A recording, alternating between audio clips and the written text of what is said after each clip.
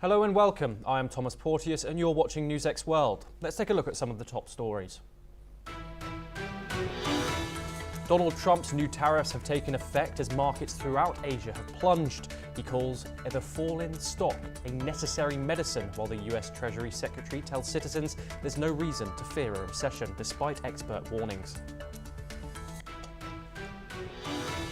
Ukrainian President Volodymyr Zelensky says there has been no word from the United States since Vladimir Putin rejected a temporary ceasefire deal. A Russian envoy says the US ceasefire mediation could resume next week as fighting continues.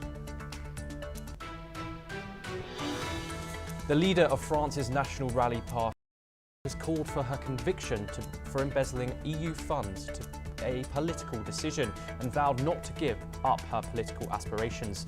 She says she will fight the ruling, which came out last week and bars her from the 2027 presidential race. A Palestinian teenager with US citizenship has been killed by Israeli forces in the occupied West Bank.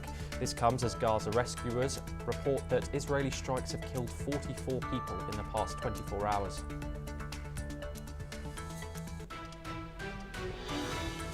As nightly protests continue in Turkey, the main opposition has called for early elections to be held in November. The opposition leader has vowed to keep up protests against the jailing of Istanbul Mayor Ekrem İmamoğlu.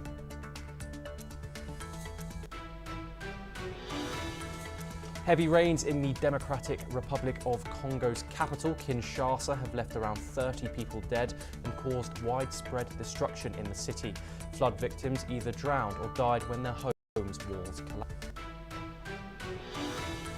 A manhunt is underway in western Germany after 3 bodies were found in a residential building. The small village of around 2,200 people has been cordoned off and a helicopter is being used to track the fleeing suspect. A second child has died from measles as the outbreak continues to spread in the US state of Texas. The child was unvaccinated and had no underlying health conditions. US Secretary of Robert F. Kennedy is facing backlash over his handling of the crisis. US President Donald Trump continues to defend his sweeping tariff